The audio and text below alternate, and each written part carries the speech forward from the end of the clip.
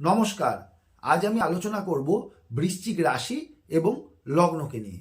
বৃশ্চিক হচ্ছে কালপুরুষের অষ্টম ঘর এবং এটা হচ্ছে মঙ্গলের ক্ষেত্র।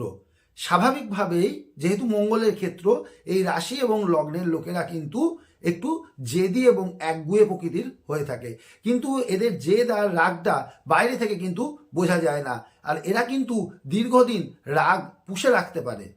বৃশ্চিক রাশি এবং লগ্নের লোকেরা কিন্তু জীবনে সব শখ শৌখিনতা এরা মিটিয়ে নেয়। এখানে কিন্তু চন্দ্র হচ্ছে নিচস্থ, তাই অনেক ক্ষেত্রেই দেখা যায় যে এদের মন মানসিকতা কিন্তু খুব একটা ভালো হয় না। হয়তোবা অনেক সময় দেখা গেছে যে এরা একটু স্বার্থপর গোছের হয়ে থাকে, বিশেষ করে এবং প্রতিহিংসা পরায়ণ এরা হয়। বিশেষ করে কর্মের ক্ষেত্রে এরা কিন্তু একটু বেশি স্বার্থপর হয়, কারণ নিজের কর্মকে এরা সবচেয়ে বেশি গুরুত্ব দেয়। কর্মের জন্য এরা কিন্তু গলা অবধি জলেও নামতে পারে, বা কারুর সাথে যদি বেইমানি করতে হয় সেটাতেও কিন্তু এরা পিছপা হয় না। বৃশ্চিক রাশি এবং বৃশ্চিক রাশি হচ্ছে চন্দ্রের নিজ ক্ষেত্র, সেই জন্য এরা সবসময় মনে করে যে আমার পাশে কেউ থাকবে না, আমার কেউ নেই, নিজেকে একটু একাকিত্ব বোধ করে। এদের বাড়িতে মোটামুটি শান্তি কিন্তু বজায় থাকে, কিন্তু এদের নিজেদের কারণেই এদের বাড়িতে অশান্তির সৃষ্টি হয়। দেখা গেল শান্তির পরিবেশ তার কোনো কর্মের জন্য, অর্থাৎ বৃশ্চিক রাশি বা লগ্নের সেই লোকটির জন্য কিন্তু বাড়িতে অশান্তি এসে উপস্থিত হয়। এমনও দেখা গেছে, এবং এটা সত্যিই, যে বৃশ্চিক রাশি লগ্নের লোকেদের শনির সাড়ে সাতিতেও কিন্তু খুব একটা খারাপ ফল দেয় না বা কিছুই হয় না। সব রাশি লগ্নের ক্ষেত্রে কিন্তু শনির সাড়ে সাথে একটা ভয়ঙ্কর বাজে বা কাউকে মোটামুটি বাজে একটা ফল দেয়, কিন্তু বৃশ্চিক রাশি লগ্নের ক্ষেত্রে কিন্তু সেটা দেখতে পাওয়া যায় না। আর এটা হচ্ছে কালপুরুষের অষ্টম ঘর, অর্থাৎ অষ্টম থেকে মৃত্যু বিচার হয়, তাই জীবনের অন্তিম সময় নিয়ে বৃশ্চিক রাশি লগ্নের লোকেরা কিন্তু এদের জ্ঞান থাকে, তাই জীবনের প্রতিটা দিনকে এরা আনন্দের মধ্যে দিয়ে উপভোগ করে নেয়। বৃশ্চিক হচ্ছে কালপুরুষের অষ্টম ঘর এবং এখানেই অবস্থান করছে জীবনের চাবিকাঠি, অর্থাৎ মূলাধার চক্র। এবং অষ্টমের পরেই আসছে নবম ঘর, অর্থাৎ ধনু, যেটা হচ্ছে কালপুরুষের ধর্মের ঘর, বৃহস্পতির ক্ষেত্র।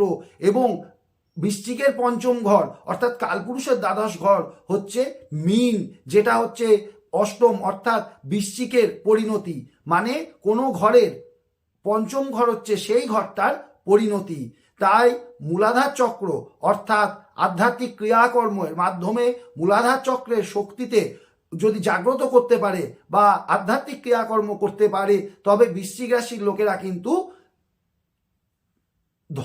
প্রচণ্ড ধার্মিক হয়ে উঠতে পারে এবং ধর্মের যে শক্তি সেটা কিন্তু এরা অনুভব করতে পারে এবং আস্তে আস্তে মীনের দিকে এগিয়ে যায়, অর্থাৎ মোক্ষের দিকে এগিয়ে যায়।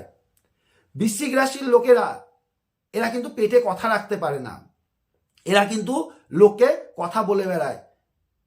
এছাড়াও দেখা গেছে যে এদের মধ্যে একটা হামবড়া বা অহংকারী ভাব কিন্তু থাকে। মানে দেখা গেল যে কোনো একটা কাজ করলো, সেটাকে একটু বাড়িয়ে বলল, এটা কিন্তু এদের একটা ধর্ম। এরা যদি আগুন জাতীয় কোনো জিনিসের কাজ করে বা মেটালের কোনো কাজ করে বা গৃহ নির্মাণের কাজ করে বা শাড়ির ব্যবসা করে, তাহলে কিন্তু এরা জীবনে উন্নতি করতে পারে। এছাড়া বৃশ্চিক রাশি এবং লগ্নের লোকেদের গৃহ কিন্তু আমি দেখেছি শেষ হয় না, মানে সম্পূর্ণ শেষ হয়ে যাওয়া বা সম্পূর্ণ কমপ্লিট হয়ে যাওয়া, এটা কিন্তু এদের ঘর বাড়ি হয় না। যেমন কিছু মানুষ আছে, ব্যাংক থেকে লোন নিল, বাড়ি করলো, রং করলো, গৃহপ্রবেশ করলো, ঢুকে গেল, কিন্তু বৃশ্চিক রাশি এবং লগ্নের লোকেদের কিন্তু বাড়ি শেষ হতে চায় না। এবং এদের বাড়িতে যদি শনির অবস্থান ভালো থাকে এবং বৃহস্পতির অবস্থান ভালো থাকে, তাহলে কিন্তু এদের গৃহে একটা পুজো পাঠ, একটু ধর্মকর্মের বেশ একটা আবহাওয়া কিন্তু বজায় থাকে। সুতরাং বৃশ্চিক রাশি এবং লগ্নের লোকেদের কিন্তু একটা জিনিস খেয়াল রাখতে হবে, যে এদের কিন্তু স্বার্থপর হলে চলবে না। সমাজের দিকে কিন্তু সমাজের ওপর কিন্তু এদের অনেক গুরুত্ব আছে এবং এদের খুব একটা বন্ধুবান্ধবও বেশি হয় না।